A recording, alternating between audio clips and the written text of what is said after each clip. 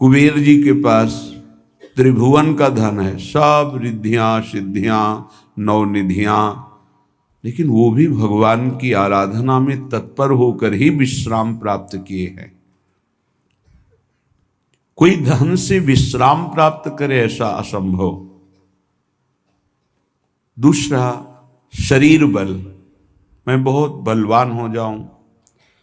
ये शरीर एक सीमित पंचभूतों से बना हुआ है, असीम बल परमात्मा में है।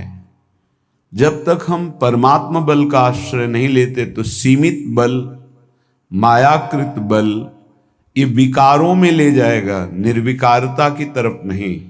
अभिमान, काम, क्रोध आदि की वृत्तियों में ये हमारे बल का नाश कर देगा। तो शरीर बल भी टिकाऊ नहीं। जिनका बड़ा नाम रहा, जो शरीर में बहुत बलवान रहे, यौवन अवस्था की उतार में उनको खड़े होना मुश्किल पड़ गया। उनकी दिनचर्या लघुशंका शौच आदि करने में बहुत ही परेशानियां देखी गई। बहुत बड़े नामी पहलवान थे, जवानी थोड़ी उतरी तो हर जोड़ उनका ऐसा दर्द, उठने लायक नहीं रहे। शरीर बल भी एक सीमित समय के लिए है, इसके बाद नष्ट हो जाएगा, और वो भी एक सीमित बल है। शरीर बल के द्वारा काम को कोई परास्त कर दे, आज तक ऐसा नहीं हुआ।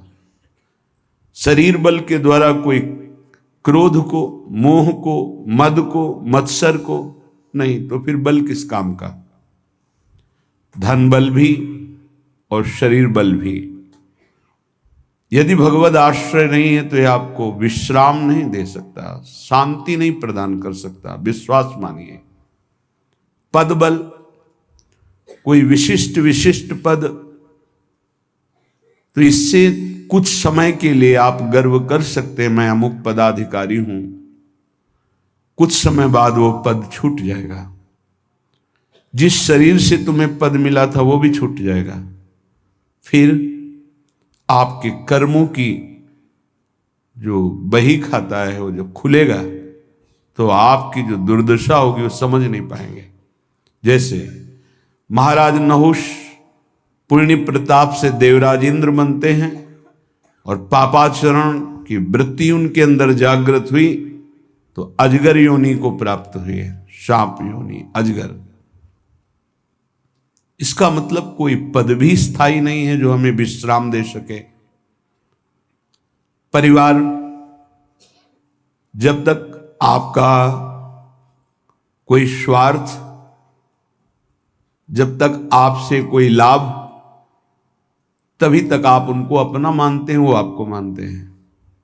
जिस दिन आपका स्वार्थ खत्म हो गया, देख लेना आप क्या आप सम्मान करते हैं अपने माता पिता का या अपने उन प्रिय संबंधियों का, या आप उनके किसी काम लायक न रह जाएं तो आपको कितना प्यार करते हैं आपको समझ में आ जाएगा।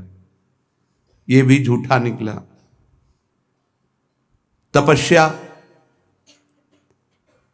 बहुत बड़ा तप एकत्रित किया हिरण्यकश्यप ने, रावण ने, कुंभकर्ण ने, लेकिन भगवान से इनका द्वेष रहा। पर ये तो भगवत पार्षद हैं, भगवान की इनको निश्चित प्राप्ति होनी है। शुंद उपशुंद नाम के बहुत बड़े बलवान तपस्वी हुए, तिलोत्तमा अप्सरा के आकर्षण में परस्पर दोनों मारे गए। किस काम की तपस्या। तप का फल होता है भगवान को प्रसन्न करके संसार को सुख पहुंचाना अपने तप के द्वारा, लेकिन भगवान से विरोध करके दूसरों को दुख पहुंचाना, ये तप भी बल नहीं हुआ। और आज तपस्या कौन कर सकता है? कोई बिरला है, बिरला ही कोई वास्तविक जिसे तप कहते हैं वो कर सकता है। तप इंद्रिय और मन को अपने सच्चिदानंद लक्ष्य में रोक करके उनको किसी भी तरह विषयों का संयोग ना होने देना, इसे तपस्या कहते हैं। ये बाह्य तपस्या है, जल में खड़े होना, एक पैर के बल खड़े रहना, बहुत प्रकार की ऐसी बाह्य तपस्याएं हैं, इनका भी सुकृत होता है, पर तप शब्द की पूर्णता होती है अंदर आए हुए समस्त विकारों को सह जाना, कुछ न बोलना, इंद्रियों का भोगों से संयोग न होने देना, उसे तपस्या कहते हैं। यदि वो भगवान से विमुख है तो वो तप भी व्यर्थ चला जाता है। यज्ञ भोक्ता भगवान श्री हरि के लिए है, अगर उनसे विमुख हो गया तो किस काम की यज्ञ। बहुत से ऐसे उदाहरण हैं, जैसे मथुरा के ब्राह्मण ही, जैसे दक्ष प्रजापति, ये सब महान की बात उदाहरण में दे रहे हैं। सब जगह विचार करके देखे तो एक बल ही केवल बचता है, सुनेरी मैंने निर्बल के बल राम। प्रभु, जिसको प्रभु का बल है वही विश्राम को प्राप्त हो सकता है। ये बिल्कुल सिद्ध बात समझ लीजिए। ये हमारे मन की दौड़ है कि यदि हमें धन मिल जाए, पद मिल जाए, अमुक अमुक अमुक, तो मैं सुखी हो जाऊं। लेकिन जितना आप सोच रहे हैं उतना किसी के पास है, वो सुखी क्यों नहीं हो गया?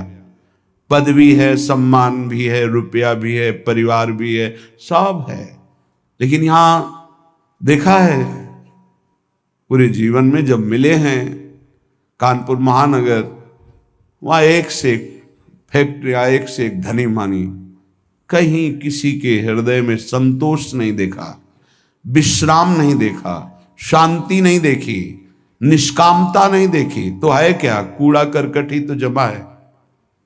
इसलिए सबसे प्रार्थना है, ये जो मन की बार बार मांगे हैं, जब तक भगवान का आश्रय भजन नहीं होगा, ये नहीं रुकने वाली, नहीं रुकने वाली।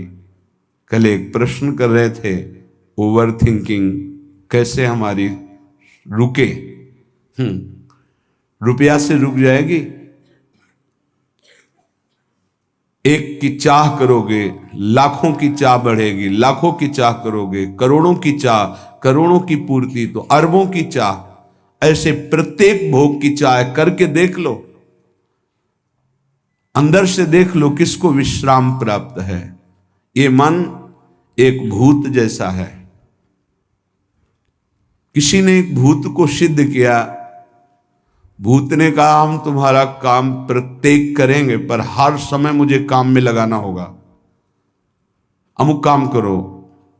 बहुत तीव्रता से, शीघ्रता से वो कार्य कर देता है। और बताओ, वो तो परेशान हो गए। अगर काम नहीं बताओगे तो उठा के पटक देंगे तुम्हें। वो गुरुजी के पास गए और कहा, प्रभु हमने तो सुख के लिए भूत को सिद्ध किया था, ये तो दुख का कारण बन गया।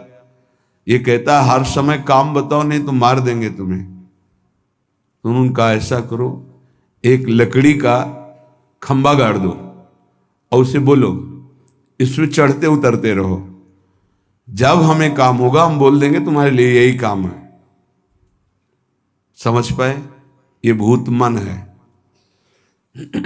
इसे खाली रखोगे उठा के पटक देगा ओवर थिंकिंग में, कल्पनात्मक भोगों में, कल्पनात्मक भय में, चिंता में ये पटक देगा। अगर इससे बचना है, इसकी पटकन से, तो जैसे गुरु ने बताया लकड़ी का खंबा गाड़ दो, ऐसे ही नाम का खंबा गाड़ दो। राधा, चल चढ़ उतर, राधा राधा राधा राधा, परम विश्राम मिल जाएगा, परम बलवान हो जाओगे, परम शांति मिल जाएगी। हमारी प्रार्थना मान लीजिए, ये बिल्कुल सत्य बात कह रहे हैं। जब तक आप नाम जप नहीं करेंगे तो आप अपने मन को विश्राम नहीं दे पाएंगे। और आप सब कुछ कर रहे हैं मन के सुख के लिए, मन की शांति के लिए, पर जिस मार्ग में चल रहे हैं दुखालयम अशाश्वतम, कैसे आपको इस नाशवान भोगों में शांति मिल सकती है? नहीं। विश्वास कीजिए, बहुत प्रीति से कह रहा हूं, बहुत अनुभव की, संतों की बात कह रहा हूं। यदि भगवान का आश्रय लेकर नाम जप नहीं किया तो तुम्हारा किया कराया सब मिट्टी है। परिणाम में तुम्हारे हाथ केवल शुभ अशुभ कर्म लगेंगे, पाप पुण्य। जिनके कारण हम नाना प्रकार की योनियों में जन्म मरण जैसे भयानक दुखों को भोगते चले आ रहे हैं। इसलिए भगवत चरणारविंद में परम सुख है, विश्राम है, शांति है, और वहीं हमें जाना है। भटक लो जितना भटकना है, लौट के तो यहीं आना है। ये भ्रम ऐसा बैठ गया है बड़े बड़ों के हृदय में कि धन से सुख है। बहुत विचित्रता माया की, ये सबके दिमाग में बैठ गया है। कोई बिरला ऐसा है कि इसकी इस पकड़ से बाहर हो, नहीं तो सबके दिमाग में बैठा है। गृहस्थ हो, विरक्त हो, बूढ़ा हो, जवान हो, सबके दिमाग में माया ने बैठा दिया धन के द्वारा ही सुखी होगे।